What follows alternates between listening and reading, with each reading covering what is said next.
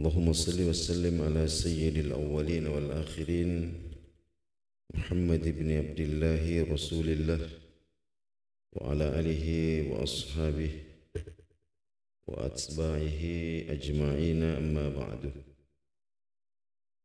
قال المؤلف رحمه الله تعالى ونفعنا بعلومه وقل ربي زدني علما إلى آخر العبارة. Ma'asyiral muslimin wal muslimat,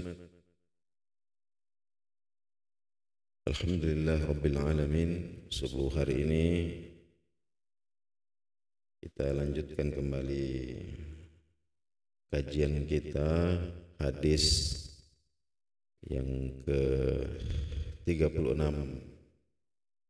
Ini tentang simpul-simpul kebajikan. Pada pertemuan subuh kemarin sudah kita bicarakan satu di antara 4 simpul-simpul kebajikan yang disebutkan oleh baginda Nabi Muhammad sallallahu alaihi wasallam, yaitu memberikan pertolongan kepada orang yang membutuhkan, melapangkan orang yang kesulitan, memberikan kemudahan kepada orang-orang yang sedang sempit keadaannya. Itu adalah simpul kebaikan yang pertama. Yang kedua, disebutkan tentang jalan menuju ke surga, yaitu melalui thariqatul ilm, jalan ilmu pengetahuan, jadi menuntut ilmu. Dan teladan kita yang agung dalam masalah menuntut ilmu ini tidak lain dan tidak bukan adalah Nabi kita Muhammad sallallahu alaihi wasallam. Menuntut ilmu, mencari ilmu yang bermanfaat, ini merupakan sunnah besar daripada baginda Rasulullah sallallahu alaihi wasallam yang hari ini banyak dilalaikan oleh umatnya. Dalam surat Toha ayat 114, Rasulullah sallallahu alaihi wasallam itu diperintah oleh Allah Subhanahu wa taala untuk meminta tambahan, bukan tambahan harta, bukan tambahan mukjizat, bukan tambahan apa, tapi wa qul rabbi zidni ilman. Wa qul, dan ucapkanlah wahai Muhammad, artinya mintalah, memohonlah wahai Muhammad kepadaku, kepada Allah, Rabbi, ya Tuhanku, zidni ilman, tambahkanlah ilmu, tambahkanlah ilmuku. Jadi baginda Nabi diperintahkan oleh Allah untuk berdoa meminta tambahan ilmu. Oleh karena itu, wa huwa alladzi istajaba li amri rabbi subhanahu haitsu qala. Jadi ketika perintah untuk meminta tambahan ilmu ini sampai kepada Rasulullah sallallahu alaihi wasallam, maka beliau bersabda, la burika li bitulu'i syamsin, tidak ada keberkahan bagiku. Ya la burika li, tidak ada keberkahan bagiku. Bagiku, bagi Nabi sallallahu alaihi wasallam. Bitulu'i syamsin, dengan terbitnya matahari. Yauma la azdadu fihi ilman, jika hari itu tidak bertambah ilmuku, yuqarribuni minallahi azza wa jalla, yang mendekatkan aku kepada Allah Subhanahu wa taala. Kita renungkan. Jadi baginda Nabi Sallallahu Alaihi Wasallam ketika diperintahkan oleh Allah untuk meminta tambahan ilmu, maka semenjak itu kemudian beliau mengatakan kepada dirinya sendiri bahwa tidak ada keberkahan bagiku dengan terbitnya matahari jika di hari itu tidak bertambah ilmuku, yaitu ilmu yang mendekatkanku kepada Allah Subhanahu wa taala.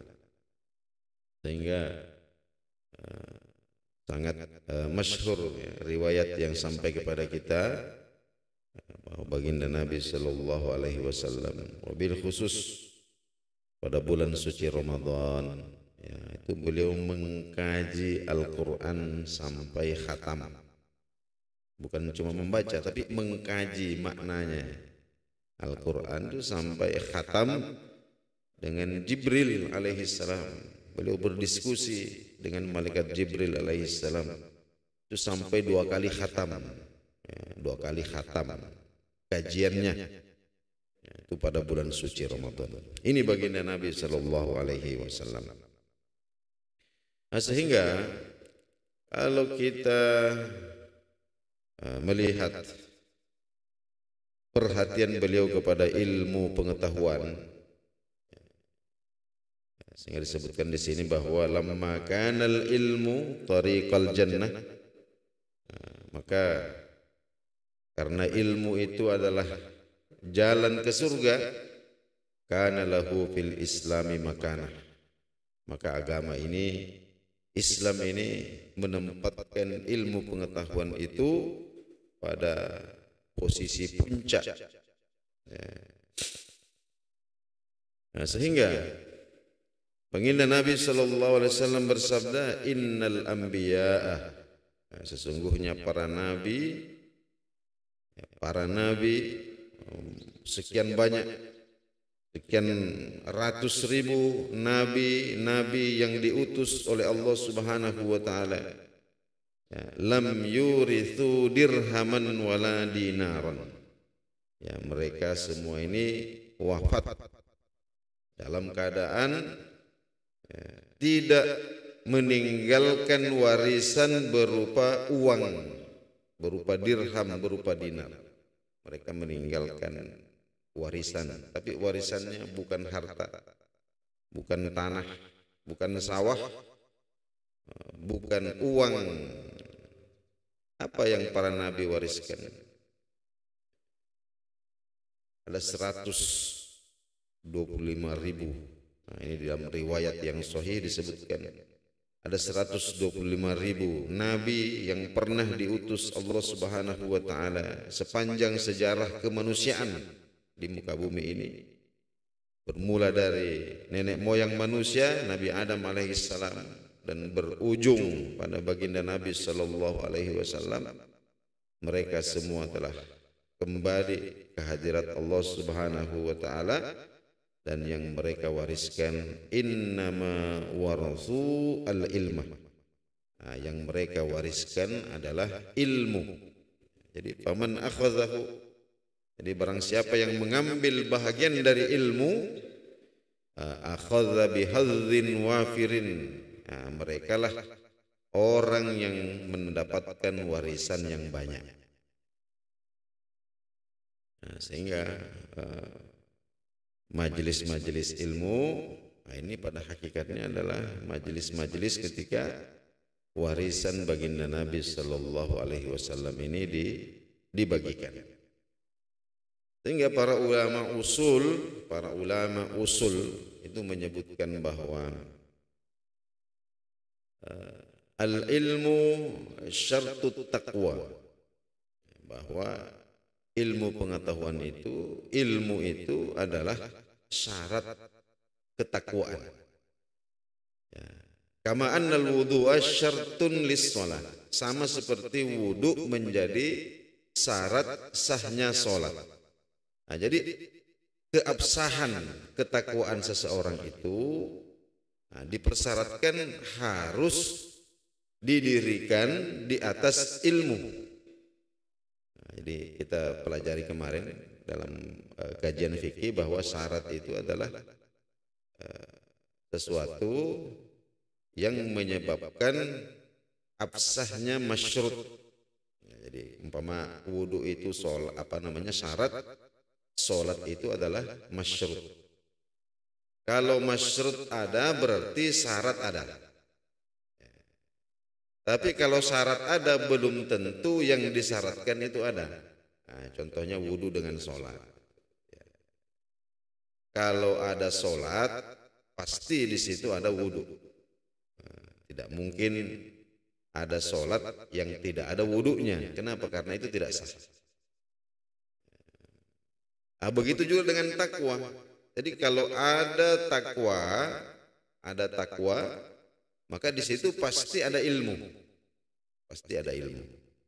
Ya, meskipun keberadaan ilmu belum tentu kemudian menjamin adanya ketakwaan.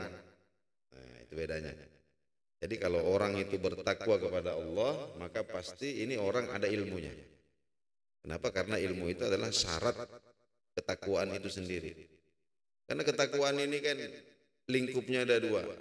Yang pertama adalah menunaikan perintah. Nah, yang kedua adalah meninggalkan larangan. Dan dua-duanya ini punya tata cara. Punya tata caranya. Jadi menunaikan perintah-perintah Allah ini ada tata caranya. Dan tata caranya ini harus diilmui. Nah, kita mesti ngerti. Nah, yang terkait dengan keabsahannya, yang terkait dengan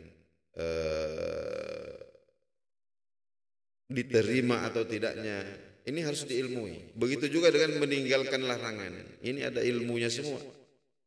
Dan itu ketika ditunaikan dengan ilmu, inilah yang bisa mengantarkan seseorang pada ketakwaan kepada Allah Subhanahu wa taala. Nah, jadi setiap kali orang itu sholat pasti ada wudunya. Meskipun orang berwudu itu belum tentu untuk sholat. Nah, kadang syarat ini ada, jadi wudu ini dilakukan, tapi bukan untuk sholat bisa jadi. Tapi kalau orang sholat harus ada wudunya. Nah, sama dengan hubungan antara ilmu dengan takwa itu seperti itu. Jadi orang kalau mau bertakwa itu harus berilmu dulu. Harus berilmu. Meskipun tidak jarang juga, tidak mesti ilmu itu dibarengi dengan ketakwaan. Kadang ada orang yang punya ilmunya, jadi mendapatkan ilmu itu adalah satu hidayah tertentu, tetapi bisakah ilmu itu menyampaikan kepada takwa? Nah, ini juga butuh hidayah yang lain. Ya, sebab kadang-kadang ilmu ini apa yang diketahui itu pengetahuan seseorang itu terpisah dari dirinya. Ya, jadi apa yang dia ketahui itu terpisah dari dirinya, sehingga kemudian pengetahuannya itu tidak menjadi cermin dari perilakunya. Jadi pengetahuannya tidak menjadi cermin dari perilakunya. Tapi dia sudah punya syaratnya yang akan memudahkan dia untuk mendapatkan takwa kepada Allah Subhanahu wa taala. Itu yang dimaksud dengan bahwa para nabi telah meninggalkan dunia ini dan mereka tidak mewariskan harta benda, tapi yang mereka wariskan adalah ilmu pengetahuan. Siapa yang kemudian terjun berkecimpung di dalam ilmu ini, maka itulah orang yang mendapatkan warisan yang banyak. Semakin banyak ilmunya, semakin banyak warisan yang dia dapatkan. Kemudian perlu juga kita sedikit rinci tentang hukum menuntut ilmu dalam Islam. Jadi menuntut ilmu dalam Islam ini hukumnya adalah wajib. Nah, hukumnya wajib. Di thalabul ilmi fardhah ala kulli muslimin wa muslimah. Jadi menuntut ilmu itu adalah kewajiban setiap muslim, laki-laki dan perempuan. Nah, kewajiban ini ala darajataini. Ya, terbagi menjadi dua level. Yang pertama ada namanya fardu ain. Nah, jadi ada ilmu ini yang setiap individu, setiap orang yang sudah mukallaf, kemudian berakal sehat, panca inderanya berfungsi, ini wajib untuk memiliki pengetahuan-pengetahuan ini. Apa itu? Wa huwa ma la budda likulli muslimin min ma'rifati, yaitu apa-apa yang mesti diketahui oleh seseorang. Sebab kalau dia tidak tahu itu imannya tidak sah. Kalau dia tidak tahu itu berarti akidahnya bermasalah. Kalau dia tidak tahu tentang itu berarti ibadahnya tidak sah. Ini contohnya umpama pengetahuan litas lima akidah, ya, untuk menyelamatkan akidahnya, ya, al-uluhiyat, ya, yang apa-apa yang wajib kita ketahui tentang Allah Subhanahu wa taala. Ada namanya sifat-sifat wajib, ada sifat-sifat mustahil, ada sifat-sifat jaiz. Nah, kemudian an-nubuwat, apa-apa yang wajib kita ketahui tentang kenabian. Ya, begitu juga dengan hal-hal yang bersifat gaib, ya, seperti tentang marhalah-marhalah kehidupan akhirat nanti. Ya, mulai dari pertanyaan kubur sampai kebangkitan, ada hisab, ada mizanul a'mal, ada sirat, ada jannah, ada nar. Nah, ini semua adalah perkara-perkara yang mesti setiap individu itu mesti mencari tahu tentang hal-hal seperti itu, karena itu terkait dengan akidah, ya, dan akidah ini yang tertancap di hati ini, ya. Nah, begitu juga dengan yang terkait dengan ibadah,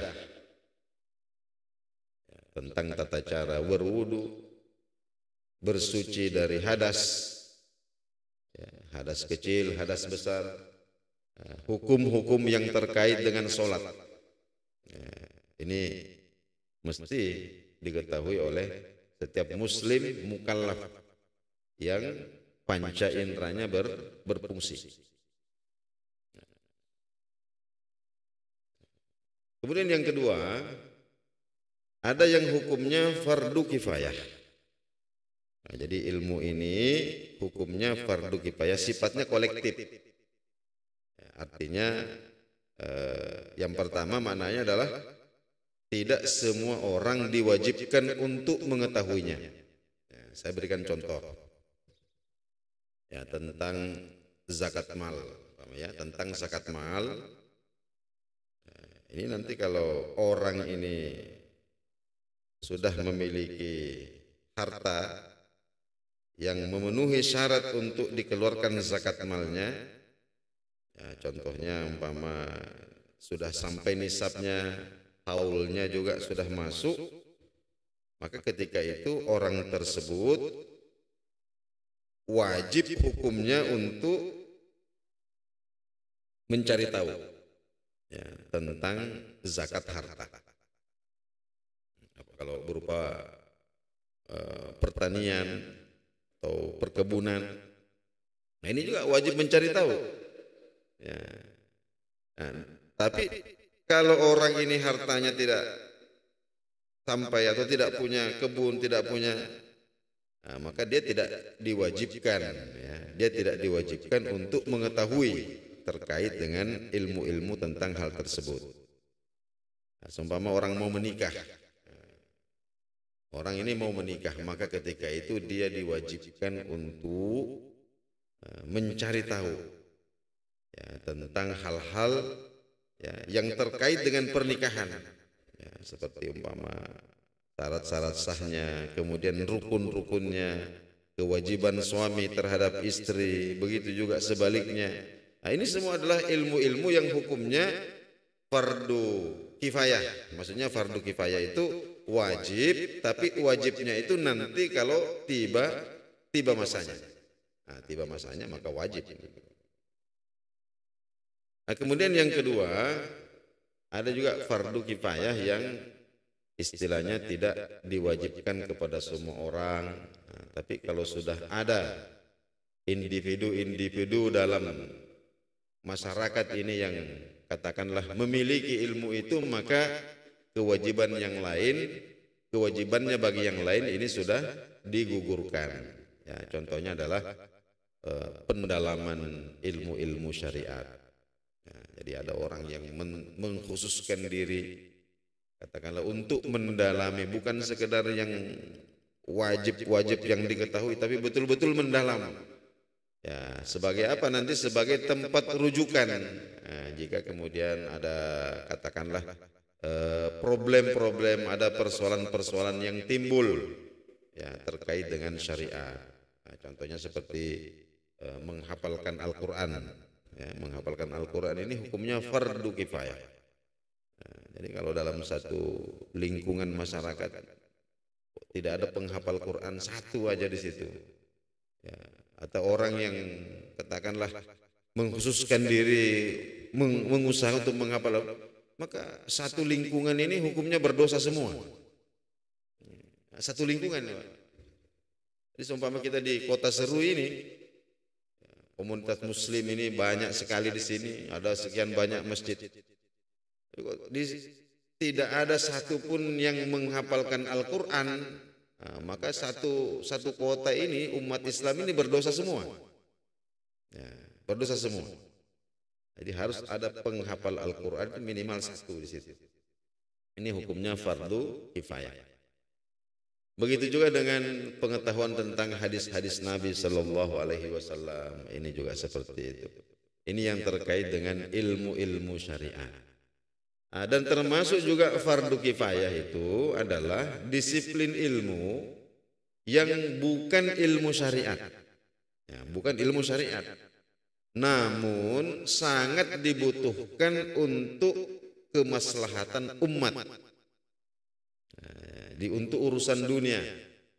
Ini kalau tidak ada di antara umat-umat kita ini yang tahu tentang ilmu ini, maka bisa membahayakan dunianya umat Islam di suatu tempat. Ya, contohnya seperti ilmu kedokteran. Jadi harus ada dokter. Kalau tidak berdosa semua satu kampung kalau tidak ada dokternya.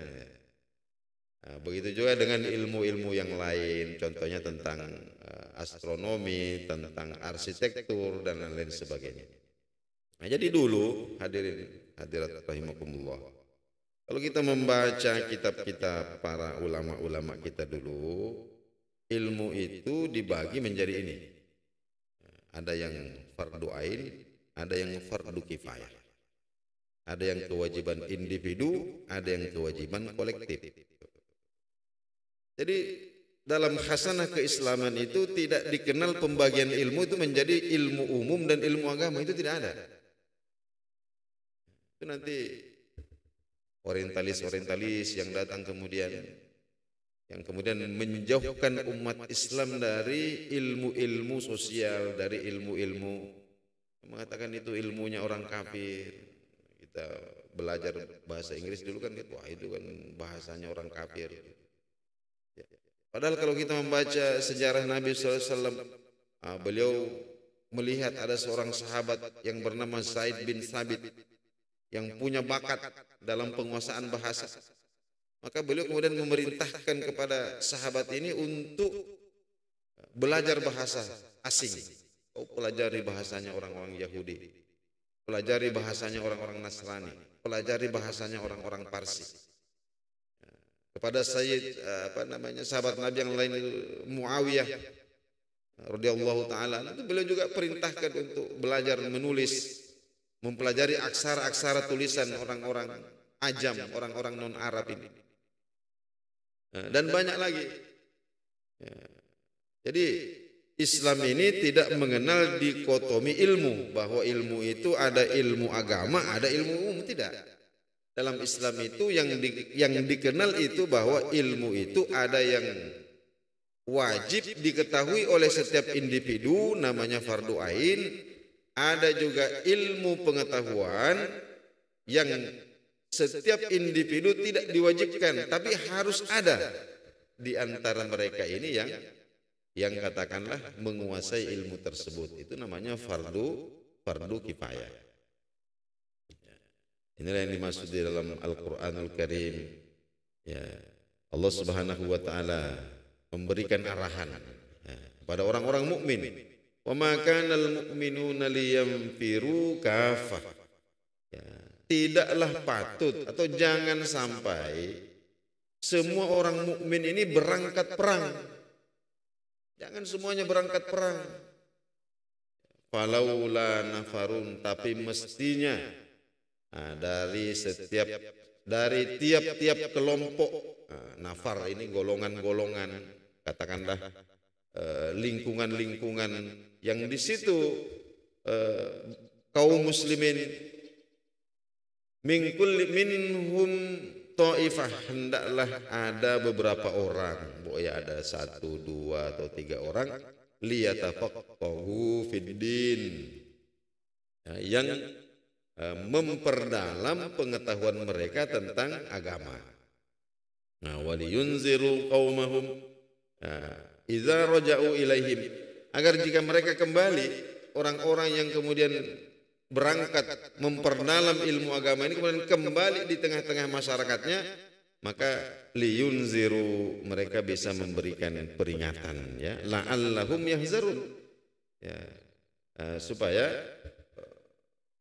masyarakat ini, individu-individu yang berhimpun di dalam masyarakat ini bisa menjaga diri mereka. Nah, jadi hadirin hadirat rahimakumullah, inilah salah satu yang mesti kita tanamkan. Kita memiliki ambisi dalam hidup kita ini untuk menuntut ilmu pengetahuan. Jadi minimal kita punya prinsip, mengikuti prinsip baginda Nabi kita Muhammad sallallahu alaihi wasallam, uswatun hasanah. Ya, bahwa kita bersalawat kepada beliau itu sesuatu yang baik, tapi salah satu sunnah yang agung, sunnah yang besar dari baginda Nabi sallallahu alaihi wasallam, sebagaimana yang beliau katakan sendiri dalam sabdanya, tidak ada keberkahan bagiku. Jadi beliau menganggap bahwa hidupnya hari itu tidak berkah. Hidupnya hari itu tidak berkah jika hari itu tidak bertambah satu saja pengetahuan beliau, yang mana ilmu ini bisa mendekatkannya kepada Allah Subhanahu wa taala. Ini poin kedua dari hadis yang ke-36 ini. Nah, dan kita cukupkan dulu sampai di sini. Masih ada 2 lagi poin penting dalam hadis ini. Mudah-mudahan Allah Subhanahu wa taala memberikan kita sehat dan sempat. Insyaallah kita akan sampai pada pembahasannya. Kita akhiri majelis kita dengan mengharapkan keberkahan dari Allah Subhanahu wa taala. Kita membaca doa kafaratul majlis. Subhanakallahumma wa bihamdik, asyhadu an la ilaha illa anta, astaghfiruka wa atubu ilaik. Assalamualaikum warahmatullahi wabarakatuh.